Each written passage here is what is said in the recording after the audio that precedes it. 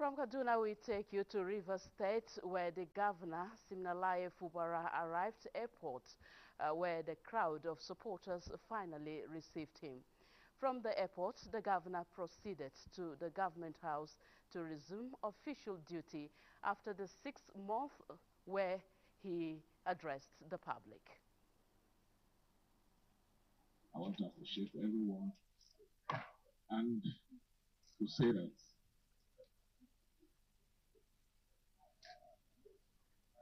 we love you, but God loves you more. We are going to address the states officially by 6 p.m. this evening, and in that state broadcast, every other person, every personality, every authority that gives support to this normalcy will be properly recognized. Thank you. Still staying in Port Harcourt, we now join Robinson Derataide for an update of the governor's arrival at Port Harcourt and the activity thereafter. Hello, Robinson. Can you tell us the situation at the moment from the airport to the government house? What else? Situation has continued to be an atmosphere of joy all over River State. Since day before yesterday, when the presidency announced the end of emergency rule in River State, Rivers people have been very happy and eagerly anticipating for the arrival of the governor. Yesterday, we all knew he couldn't make it, but today, as early as 5 to 6 a.m., a lot of people were at the airport eagerly waiting for his arrival. And a few minutes after 12, he arrived. And of course, his arrival signaled an atmosphere of joy where people, were very happy and excited that the governor they elected had returned back to government house. Unfortunately, the crowd was too much at the airport that the governor could not even, exchange pleasantry very well, but he rushed down to the government house where he granted interview, and he reassured Rivers people that his commitment to delivering the goodness of democracy will continue now that he has returned. Of course, in the last 6 months has been a period of suspension in governance, particularly in the area of projects. And people believe that now that the governor has returned, the projects will now commence again. The governor moved immediately after granting that interview from the government house to his private residence. We are close to his private residence here in GRA, Port Harcourt. Just a few distance from me here, that is where the governor's residence is, and that is why you see cars parked here. People are still there with him, celebrating with him, and hoping that the peace that has returned to River State will be sustained. Thank you so much for the update, Robinson Derataide. It has been a long day for you. Long day for me. Thank you. All right. In other news, the 2030 Commonwealth Games Bid Evaluation Committee has raised the hopes of Nigeria winning the bidding war for the Centenary Games. This follows the ongoing inspection of facilities and infrastructures at the Moshood Abiola National Stadium, Abuja. Austin Edemudu is monitoring the event for NTA. Nigeria made an attempt to host the Commonwealth Games was in 2007. 18 years later, Nigeria is back again with another bid to host the 2030 edition. These are the critical stakeholders, including the leadership of the National Sports Commission, the 2030 Commonwealth Games Bid Evaluation Committee, and the visiting members of the Commonwealth Inspection Team. Nigeria is really committed and is able, more than able, and have the capabilities and the possibilities to host what I will term the best games ever in the Commonwealth. We see all the wonderful venues, and just to see all the passion and all the people that have pulled together such an exciting proposition for Commonwealth sport and for Nigeria for the future. And in hosting the games will create an avenue for 850 million young Africans by 2050 to be well positioned to do what they know how to do best. This is the prototype of the proposed Games Village at the Moshood Abiola National Stadium, Abuja. Package A will host athletics, track and field events. Here is the International Broadcast Center being managed by the Nigerian Television Authority, NTA, as broadcast partners for the proposed 2030 Commonwealth Games in Abuja here in Nigeria. Of course, facilities and equipment here have been upgraded to that effect. The management of the Nigerian NTA, led by the DG's representative, the Executive Director of News, Ayo Ademui, conducted the team around the International Broadcast Center. The inspection team also visited some training facilities as they continue with the assignment till Friday. In Abuja, Austin Edemodu, NTA News. In other news, the National Assembly Joint Committee on Appropriations has reached an agreement with the National Economic Team towards immediate commencement of implementation of the capital component of the 2025 budget. At a meeting Thursday, which resolved into closed door, both sides also affirmed earlier commitment with regards to withdrawal of circular issued by the federal government on the award of contracts. National Assembly correspondent Lami Ali reports. Between the Senate and House of Representatives Joint Committee on Appropriations and the National Economic Team is convened to look at pending issues like the implementation of the capital component of the 2024 budget, which is ongoing, as well as the state of the implementation of the 2025 budget, with particular reference to the capital components. The meeting adopted agreements reached at an earlier interaction between the Economic Team and the House of Representatives on the award of contracts for projects approved in the 2025 budget, which had been put on hold. There are resolutions that have been reached with the executive, which include issuance of the authority to incur expenditure for 30% funding of the 2025 budget. That's one. Number two, that the existing budget of 2024, we have to go all the way to December of 2025. The 2025 budget implementation will commence as soon as possible, and an AIE will be issued within 7 days after our discussions. Elsewhere, the Senate Committee on Health, as well as that of FCT area councils, met with executives of the Association of Resident Doctors and appealed that the striking FCT resident doctors resume work. The lawmakers promised to meet with the FCT minister for a quick resolution of the impasse. I'm giving you my own commitment now. I want to plead with you now. Before colleagues, call of this right, give us the opportunity to discuss. Very soon, we'll get back to Nigerians on our position. From the National Assembly, Lami Ali, NTA News.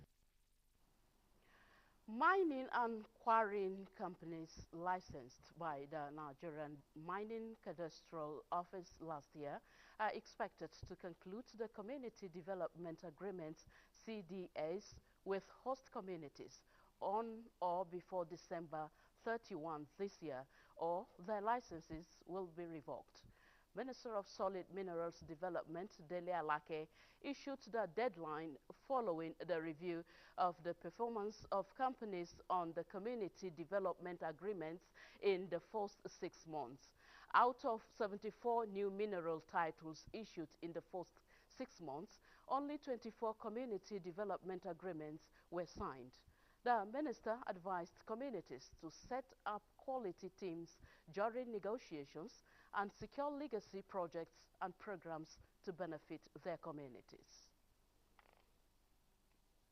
In talking security now, the Nigerian Air Force, through the air component of Operation Delta Safe at the 115th Special Operations Group, Port Harcourt, has reinforced its role in protecting Nigeria's energy infrastructure and reducing economic losses from oil theft and illegal refining. This renewed push follows the directive of the Chief of the Air Staff, Air Marshal Hassan Abubakar for air components to set up operational tempo across all theaters during a periodic brief by the Commander, Air Components Operation Delta Safe, Group Captain Abdulaziz Opale. A statement by the Director of Public Relations and Information, Air Commodore Ihimen Ejodame, indicates that across multiple Niger have denied saboteurs access to pipelines, illegal refineries and logistics hub, actions that, according to industry data, are contributing to a measurable rebound in national oil output. The NAF's presence above the mangrove, riverine and coastal terrain is now a critical defense of Nigeria's economic lifeline, as between May and August 2025, the group's surveillance and attack platforms conducted sustained intelligence surveillance and armed reconnaissance and pipeline patrol missions over Ondo, Edo, Delta, Bayelsa, Rivers, Akwa Ibom, and Cross River states, uncovering and destroying dozens of illegal refining facilities, neutralized camps supporting militants, destroyed cooking tanks and reservoirs, as well as exposed illicit oil theft networks. In the meantime, the Minister of Interior says the days of long waits and passport backlogs are numbered. He gave the assurance while inspecting the Data Personalization Center at the Nigeria Immigration Service headquarters in Abuja. Victor Azu reports. At the core of passport production is the Data Personalization Center, where biometric data is processed and security features are stamped in. For Minister Olubunmi Tunjioju, seeing the process up close was necessary to make sure reforms deliver real results. We now have a system here that will bring an end forever to the era of backlog, because production can be done at record time. The minister says the new center will cut delays and restore public confidence in Nigeria's passport system. He insists technology and oversight must go together to deliver faster, smarter service to Nigerians at home and abroad. We're doing about 250, 300 per machine per day. Today, the system that you've seen does about 1,000 per hour. Within 4 or 5 hours of working, NIS can provide solutions to the demand of Nigerians. With reforms picking up pace, the old bottlenecks of passport application may soon give way to efficiency, transparency, and trust. In Abuja, Victor Azu, NTA News. The federal government has taken a step further to ensure seamless implementation of National Energy Master Plan for improved electricity supply and energy security with the inauguration of the committee to drive the reform. Director General of the Energy Commission of Nigeria, Dr. Mustafa Abdullahi, emphasizes that the National Energy Master Plan serves as a comprehensive blueprint to ensure energy security, expand access to reliable electricity, promote renewable energy, and reduce Nigeria's carbon footprint in line with global climate goals. Minister of Science, Technology and Innovation, Uche Naji, reaffirms federal government's commitment to modernizing the energy sector, strengthening public-private partnerships, and promoting indigenous innovation in energy technologies. Development partners and other stakeholders commit to building strong institutional frameworks, mobilizing investments, and strengthening technical capacities to drive the master plan's successful implementation.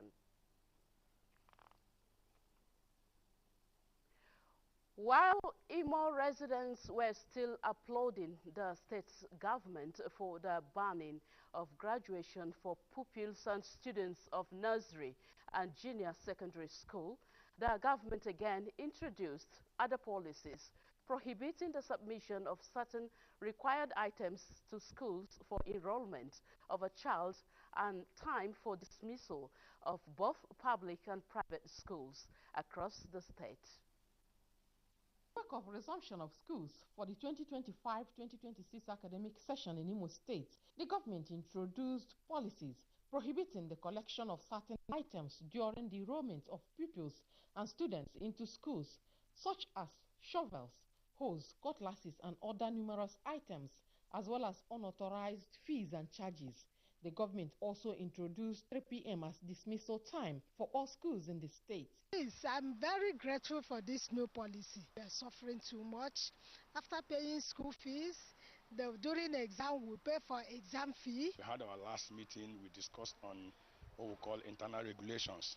And as an association, we've been able to disseminate such information to our members. There must be a task force that will go around the schools and ensure that the government policies are adhered to. Children go to toilets. There is need for high level of hygiene because this is a school. If there is a breakout of disease here now, it is an epidemic, it's problematic. So you have to provide toilet tissues. Investigation on the level of compliance to these new policies by public and private schools shows that while some schools have started complying, others are yet to adhere to the directives. Previously, they did demand for something like broom, tissue, soap, but recently, I don't know, maybe it's because of the state governor's directive. I still have this feeling that some schools will have a way of building it in. Imo State Commissioner for Education, Primary and Secondary, Professor Bernard Ikewonha says the policies are aimed at curbing exploitation by private school owners and public school headmistresses and principals. He discloses that he has warned the schools against flouting the order, as that will attract sanctions. I've gone as far as getting a hotline, a telephone number, with which if you see something, you say something. We want to give the people hope, and we want to make sure that parents must bring. The expectation of parents will be strictly implemented. In a similar news, Loretta Arinze Ugwem monitored the level of compliance by both public and private schools in the states. Brings us details as presented from our studio.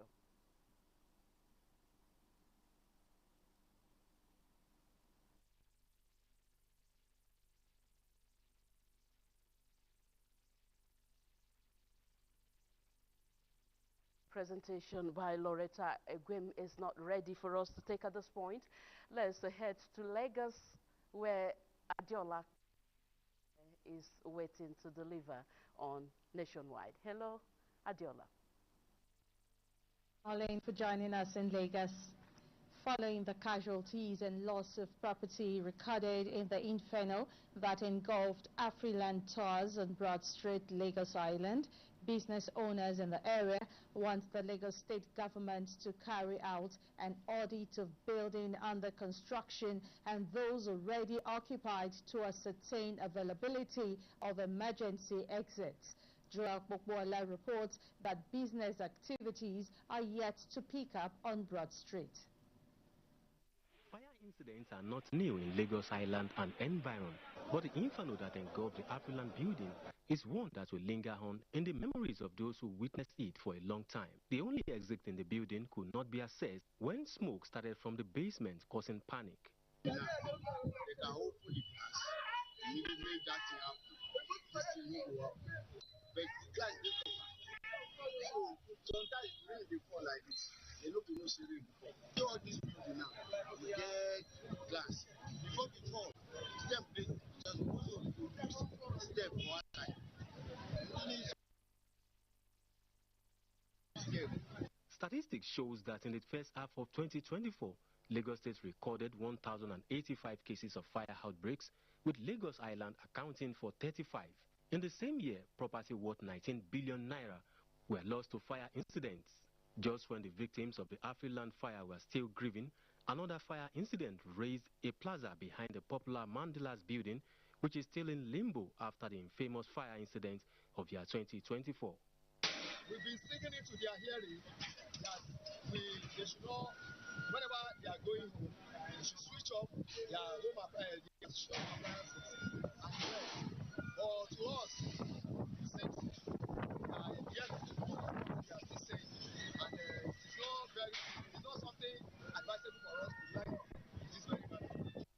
Nigeria is always a beehive, and many business owners are in the habit of storing inflammable materials in their shops. For now, the traders are counting their losses even as the Lagos State Building Control Agency continues to evacuate the debris. In Lagos, Joel Pukbola, NTA News. The Lagos State Police Command has arrested Samsudeen Oladiti alias Shamilon in connection with a murder and an assault on Lagos Island. He is currently in custody at the State Criminal Investigation Department, Panti Yaba. The 55-year-old Oladiti, who is one of the leaders of a National Union of Road Transport Workers, Lagos Island,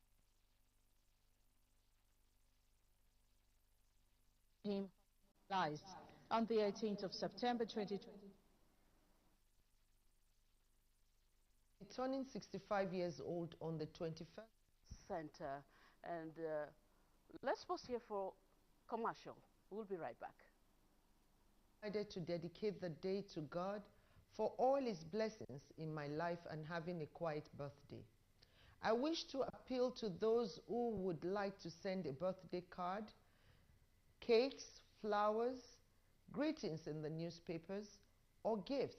Should please send the funds to the designated account for a special project close to my heart, among many others. The completion of the National Library. This will be the best birthday present I could receive.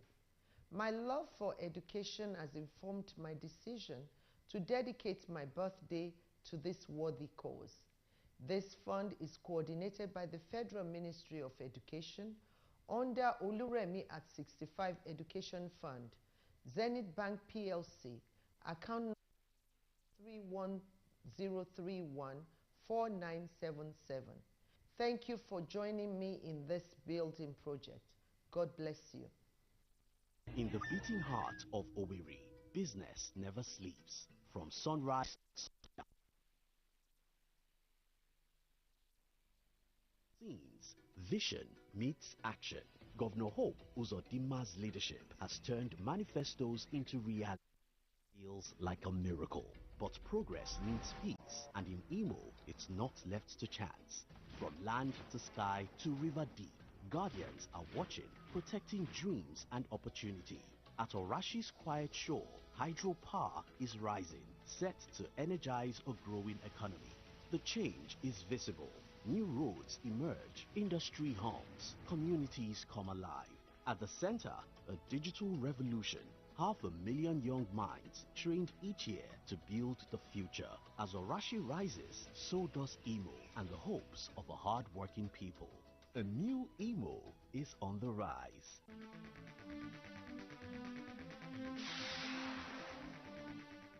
Huge incentive to boost agriculture by federal government, spanning from irrigation, improve access to credit to enhance mechanization and value addition, with inherent strategy to create 1 million jobs and lift 35 million people out of poverty.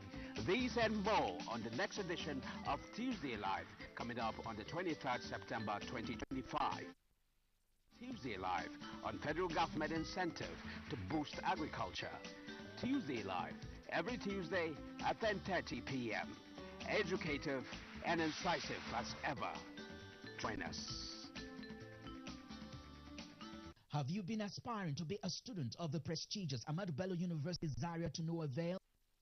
More, as you can gain entry through NTA Television College Jos, an affiliate of Ahmadu Bello University Zaria, where eligible candidates with a JAMB admissible scores of not less than 180 and 100 scores, and with 5 credits O-level in social sciences, including English and mathematics, can turn their passion in broadcasting to profession by applying for a BSc in mass communication and MBTE approved innovation diploma courses in film and television production, broadcast journalism and television engineering respectively. The college, as a training hub with a pedigree of professionalism in the media space, also offers specialized courses in other related fields. For more information, visit our website at www.ntatvc.edu.ng or contact 080-33-834-343 and 08069809897. Announcer Management. Thank you for staying with us on Nationwide. We shall now be taking you to our Sokoto studio, where Sadia Umar Digi is waiting to present more news for us from that axis. Hello, Sadia. Thanks for joining us. The death toll from cholera outbreak in Sokoto State has risen to 85 from January to date. Bashir Ibrahim Nababa reports that Sabon Birni is the epicenter of the outbreak, which has so far spread to 14 out of 23 local government areas of the state. The report. So far, 1,920 cases have been recorded since the outbreak in January this year, while 1,786 persons were discharged. 134 are still receiving treatment in various health facilities across Sokoto State. As part of its emergency response, the state government has procured drugs, medical supplies to contain the outbreak, with additional support from UNICEF and other international partners. The case of someone you have rightly mentioned is no issue related to Transborder. But remember, Sabon share boundary with Zamfara, Isa and Sabon, and that's why we have the high number. Being Zamfara is the epicenter of this cholera, and they have the high number and share a boundary. So, and they have a lot of flooding. Surfaces water are moving, and most of the villages, they don't use the borehole available to them, but they see it's easy accessible to fetch their water from their surface. Most of the deaths recorded were community-based in the 14 affected local government areas. From Sokoto, Bashir Ibrahim Nababa, NTA News. The Open Teaching Agency has launched a nationwide enlightenment campaign aimed at educating citizens on government policies, programs, and activities. The campaign was flagged off by agency's National Director of Media and Communication, Malam Bala Musa, in Birnin Kebbi, the Kebbi State capital. Usman Abdullahi Shehu has more. The event emphasized the need to install a strong sense of national identity among citizens while educating participants on practical measures to reduce the impact of recurring floods in Nigeria. These include community-based initiatives and effective strategies. Stakeholders, including Emergency Management Agency, shared their expertise on disaster response and relief coordination. NOAA Director in Kebbi State, Muhammad Nasiru Karofi, called on citizens to prioritize these critical issues and work collectively towards building a resilient and prosperous society. Addressing security concerns have been being addressed. The community also has been being addressed. But to get to the bottom of this problem, we need a kind of engagement that will let us understand the problem itself. Participants also contributed to the relief effort in disaster-affected communities, highlighting the values of collaboration between government agencies and stakeholders. I think what I want to say, our greatest challenge in security situation is activities of informants. Informants. Somebody said that we can curtail activities of informants. Flooding is one of the common natural disasters. When the National Meteorological Agency brought out a list of flood-prone states, Kebbi State was on that list. Through this initiative, the NOAA hope to empower citizens with the knowledge and tools needed to drive positive change in their communities and across the country. In Birnin Kebbi, Usman Abdullahi Shehu, NTA News. Other news updates from here. Nolene, it's back to you. Well, Sadia, thank you. President Bola Tinubu congratulates Mrs. Olubunmi Kuku, the Managing Director of the Federal Airports Authority of Nigeria, FAN, on her election as the Vice President of the Airports Council International, ACI Africa. ACI is the global trade representative of the world's airports. It develops standards, policies, and best practices for airports. The President notes the sustained efforts and commitment of the FAN management to making transport in Nigeria safe, efficient and reflective of the highest standards, which has attracted global recognition and commendations. President Tinubu acknowledges the managing director's leadership and foresight, which a position as regional advisor for Africa before she became a permanent member of the ACI World Governing Board.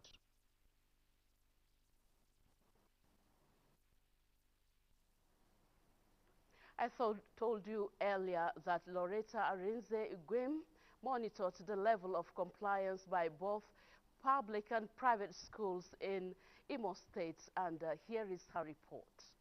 Well, before now in Imo State, the issue of schools demanding for such items like tissue, hose, shovel, even some charges before a student is being admitted into school or allowed to sit for a particular exam has been a source of worry to parents. In the course of carrying this report, we find out that some schools in Imo State have started complying to the directive, while others are yet to comply. On the issue of 3 p.m. stipulated time for closing of schools, government schools in Imo State started complying to these directives last time, but now it has been extended to private schools. We were able to find out from the Commissioner for Education in Imo State has had a series of meetings with representatives of private school owners in Imo State, where he warned them on the need for them to comply with directives, as any school that failed to comply to it will be sanctioned. We are also opportune to speak with some private school administrators who now told us that they are doing their best to ensure that their members comply to the directives in Imo State. Thank you very much, Loretta. And still speaking on education, this time around in Gombe, stakeholders in the education sector in Gombe State are joining forces to tackle out-of-school children crisis, pledging to enroll over 400,000 students in the 2025 academic year. Emmanuel Akila reports that their commitment came during a one-day stakeholders engagement meeting focused on a new enrollment drive campaign. In years, Gombe State government intensifies efforts to reduce the number of out-of-school children, but the goal is not yet reached. Therefore, this stakeholders engagement is aimed at coming up with practical strategies towards addressing the problem. We have identified vocational skills for the out-of-school and almajiris, and we have introduced programs like 6 months or 9 months intensive coaching, and then writing SSCE or Y by these out of school. Some of them are so aged that you cannot bring as a start from primary 1.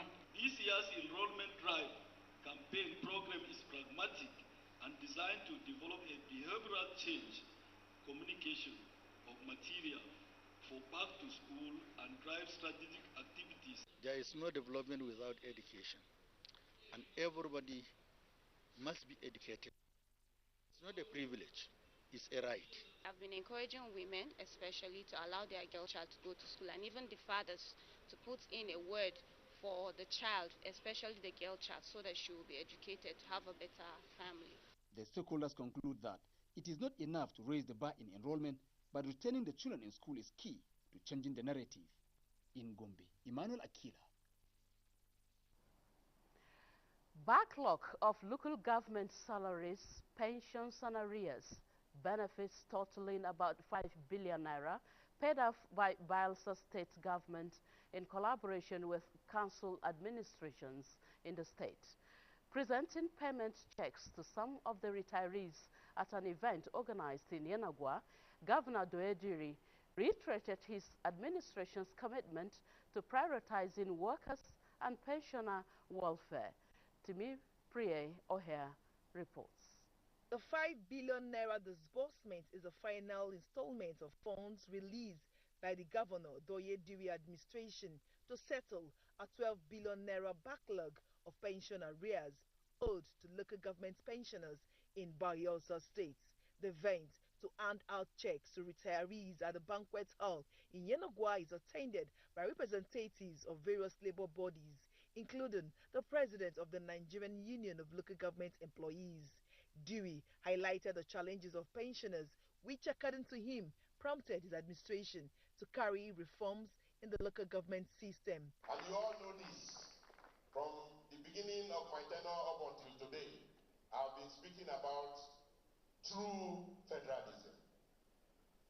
We cannot afford to have a Bayelsa that produces the oil and gas for Nigeria with only 8 local government areas, whilst others will have 40 and 44 local government areas. It is injustice. And so we need a national dialogue where we can examine most of these things. And local government creation should be the functions of state governments with the ability to fund the local government that they can create. In separate speeches, guests appreciated Governor Doye Dewey for his support, the council administrations and pensioners as they urge other state governments to emulate the gesture. We gather here to celebrate and honor the exceptional leadership of Your Excellency and Your Deputy, who have demonstrated an unwavering commitment to the welfare and development of Bayelsa State. Nigeria Union of Local Government Employees, NOLGE, is proud to recognize your outstanding achievements which have transformed the local government system of Bayelsa State. Other major highlights of the event include the conferment of an award by the NOLGE national leadership on Dewey as the best performing governor on local government reforms and welfare in Nigeria. Iyenogwa, Siminepri, Ohia, NTA News. Elsewhere, training and recertification of fuel tanker drivers are practical ways to curtail crashes on the roads. This was the focus on engagement between the Committee on Driver Retraining and Road Safety and the Ministry of Transportation in Abuja. Correspondent Ladibala reports. Accidents involving fuel tankers and articulated vehicles are becoming frequent on Nigerian roads, resulting in loss of lives and property. The socio-economic impact of these incidents is devastating. To address this challenge, the National Assembly directed the training and recertification of fuel tanker and articulated vehicle drivers nationwide. Subsequently, a committee was constituted by the Ministry of Transportation. 6 months after the directive and concerned over the increase in crashes, the committee is now on a fact-finding mission to investigate the delayed implementation and calling for urgent action. It is not enough to have bus terminals, to have effective transportation, but we also need to complement it with safe drivers on the road. That you need large funds to carry out this training. And you know the government of President Bola Ahmed Tinubu is a very prudent government. That the ministry. Be that as it may, the Honourable Minister is looking for other ways around it to ensure that the training takes place. The Minister of Transportation, represented by the Director overseeing the Office of the Permanent Secretary, attributes the delay to lack of budgetary allocations. However, the ministry reiterates its commitment to making transport safe for Nigerians. The committee notes that over 80% of fuel tanker and articulated vehicle drivers are not certified. In Abuja, Ladibala, NTA News. From Abuja, we take you to Jigawa, where the Kano Jigawa Command of the Nigeria Customs Service has intercepted vandalized power cables valued at millions of naira. 4 suspects were arrested and handed over to the Civil Defense Corps for further investigation. Fatima Sanusi Karai reports. Custom officers on routine patrol along the Kano-Jigawa road intercepted vandalized power cables worth 5 million naira, concealed for transport. In line with Section 4F and Section 55C of the Nigerian Customs Service Act 2023, I hereby hand over 13 bundles of vandalized aluminum conductor electrical cables of 15 mm to the Nigerian Security and Civil Defense Corps, Jigawa State Command. The 4 suspects were handed over to the Nigerian Security and Civil Defense Corps for further investigation. I will assure you, all that is required for us to do through investigation mechanisms, we must do it professionally to ensure that those involved are called to order. Now in custody, the suspects are expected to face charges of vandalism and destruction of public infrastructure. Authorities say the case highlights the ongoing fight against power and infrastructure vandalism in the region. Fatima Sanusi Karay's report there. Jos Network Center is next on our lineup on Nationwide today. Let's now join Bilkisu Nuhu for more reports. Hello, Bilkisu.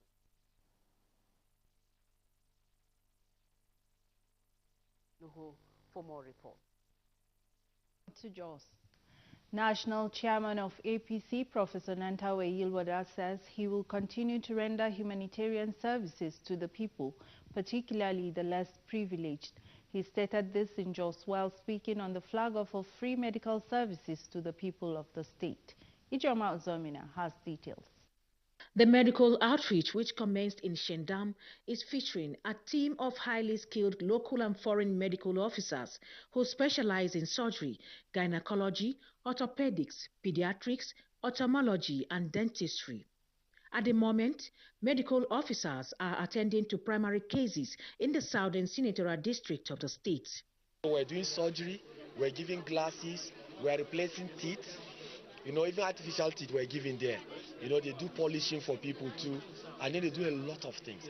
All the patients of interest that require specialized care will be moved from all the 2 zones that we have started already, so that they will be attended to in June. The outreach sponsored by the APC National Chairman will continue to showcase sharing hopes, decade-long commitment to restoring dignity, alleviating sufferings and delivering hope to undeserved communities across Nigeria. Any things that need to far out will now be referred to Jude, and from 6th of October for 2 weeks, we will now have another outreach by experts that will come from USA and France. They will step in and ensure that people that require specialized cases be attended to at no cost also. So these are things that we're doing to ensure that we help our people. The 2-week outreach is expected to offer services to the public in general diagnostics, major and minor surgeries, eye and back surgeries, dental care, and free distribution of essential medical supplies. In Jos, Ijoma Ozemena, NTA News. Governor Caleb Mutfwang is urging adherents of various religions in Plateau State to live in harmony to accelerate the pace of development of the state. This was while receiving the 2025 Hajj report in Jos. While receiving the report from the Amir Hajj and Emir of Wase, Governor Mutfwang saluted the leader of the contingent for leading a successful team that has made the state and nation proud. The governor pledged to reward the woman who found and returned over $5,000 and the man who found and returned an iPhone, describing their honesty as rare. Governor Mutfwang appealed to citizens to resist the temptation of disrupting the existing peace, assuring that he is committed to ensuring development in all parts of the state. Let me assure you that I am committed to making sure that we live in peace. Irrespective of religion, we must live in peace with one another. Amir Hajj and Emir of Wase, Muhammad Haruna, commended the team, saying it is the first most organized team under his leadership. We are also proud to report that Plateau State programs won several awards this year. Most notable, our programs were highly recommended for their exceptional hygiene and discipline in Mecca.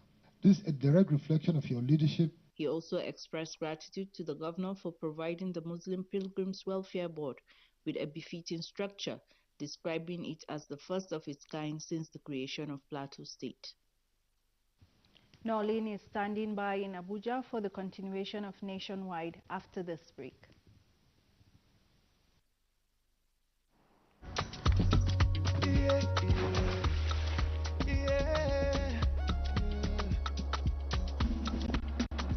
From the Atlantic across the savannah to the Sahara, we rise, a land of the free, we know they tire. We dream great, our spirit is undying. Resilient, rooted like palm tree, we swear in colors, with undoubted divine, we bet solutions, we ignite passion, yeah. It's a nation that is unique, we know more than just a nation. We are Nigeria, strengthening unity, we know they carry lives. We are Nigeria, together live the dream of a land with great destiny. We are Nigeria. I am the real Nigerian. Brought to you by the National Orientation Agency, NOA. Sharp wits, fierce competition, and answers that will shock you. Sweet baby goes, sweet baby goes. We know they're fake. Because like those three brothers were fake. Name something that can be soft. People see how we press the buzzer. Oh, Lenny Baba. Adeoluwa, name something that can be soft. Buttocks. Name something that can be soft. That is. What do you mean by that thing? Sausage of a man. Yeah.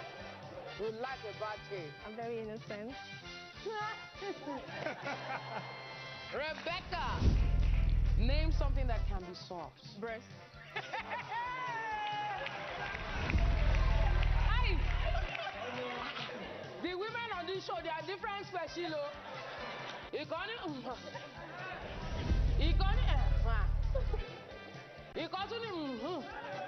Survey says.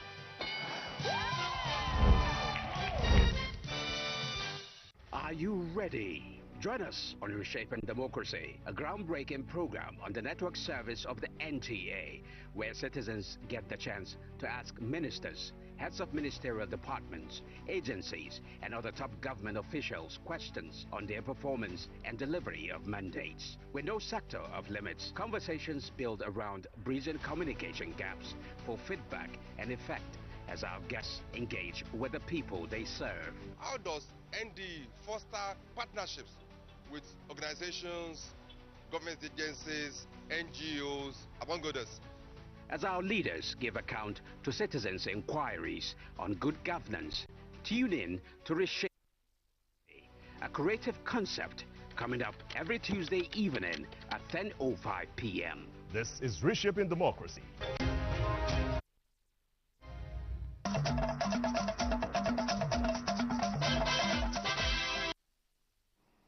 Welcome back from Jos to Abuja on Nationwide. For the nation to thrive and achieve its set goal, an accountability mechanism that holds people responsible and in a transparent manner must be in place. These were words from experts on service delivery at Training on Performance Management System PMS. Olayinka Ojo reports. Since 1974 down to 2024, government process of assessing workers was through the use of annual performance appraisal form known as APA form, and the fact that it has outlived its importance is the reason why the present administration in 2025 introduced the Performance Management System PMS into the public sector to address some gaps. There's no linkage between the organization and the individual. But with this, it's coming from the presidency to the organization, from the organization to the department, from the department to the individual. And since having a whole government approach to doing things differently and achieving national developmental plans at the heart of government's policies and actions, this training session for staff of Revenue Mobilization, Allocation and Fiscal Commission is to help kickstart the process. Be prepared for the new challenges, because if you do not shape on we are likely to ship out. We have to change our attitude in terms of our approach to work. You don't stay at home and expect to be appraised upward. This is just the best way to go. With this, there's a line of sight to what an employer is doing, and achieving government's priorities won't be difficult. Olayinka Ujo, NTA News. Next on Nationwide is a sports update with Olumide Eguntola as our guide. Nigeria's medal hopeful at the ongoing World Athletics Championship in Tokyo, Japan, Ezekiel Nathaniel, narrowly missed the bronze medal of the 400 meters hurdles after returning a time of 47.11 seconds, a new national record. Rai Benjamin of Team USA won the gold medal in 46.52 seconds in the keenly contested race. From the continental scene, the 2025-2026 CAF Champions League begins Friday. On Sunday, Nigerian Premier League champions Remo Star will host US Limajo of Comoros in the preliminary Champions League match in Abeokuta as the stadium is thrown wide open to fans. In the Confederations Cup, Nigeria's Kwara United will be the guest of Asante Kotoko of Ghana as both countries rekindle old football rivalry. Kwara United will take this opportunity to plant their flag firmly on Africa's football map, while their counterparts will be seeking restoration of fading reputation. In table tennis, Nigeria is gearing up towards qualifying for the 2026 ITTF World Team Championship in London, with the return of sensational star Taiwo Mati, who will be joining Africa's top-ranked players Quadri Aruna, Olajide Omotayo, Matthew Kuti, and rising star Abdulbasit Abdulfatai as Team Nigeria ahead of the 2025 ITTF African Championship scheduled for Tunis in Tunisia from October 12 to 19. In boxing, British-Nigerian heavyweight boxer Anthony Joshua is set to make his long-awaited homecoming fight in Nigeria in early 2026. According to the facilitator of the fight, son of Nigerian Sports Administration legend Dr. Amos Adamu, discussions with Joshua's camp had been positive and that plans are underway to stage the bout at the 50,000 capacity Moshood Abiola National Stadium in Abuja. With sports updates, Olumide Eguntola, NTA News. President Bola Tinubu extends heartfelt condolences to the Elebute family on the passing of their beloved mother, grandmother, and matriarch, Professor Oyinade Elebute, who passed on September 13 at the age of 91. A distinguished Nigerian physician and professor of physiology at the University of Lagos, Professor Elebute co-founded Hygia Nigeria Limited, Lagoon Hospitals, and Hygia HMO Limited. President Tinubu pays tribute to the late physician's lifetime service to humanity through her medical practice, training generations of health professionals, and pioneering private healthcare services in Nigeria. Special advisor to the president on media and strategy, Bayo Onanuga, in a statement, said President Tinubu prays for the peaceful repose of the departed soul and comfort for family and loved ones mourning this irreparable loss. And that concludes Nationwide today. Thank you so much for watching. I am Norlene Ebel Ame. Bye for now.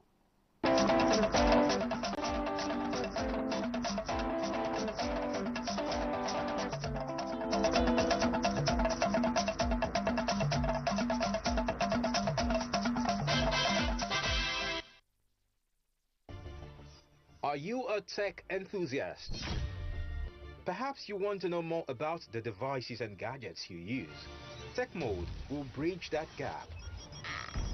Connect great minds in everything about technology as it concerns you. It is Tech Mode. Tech Mode is unlocking your tomorrow today.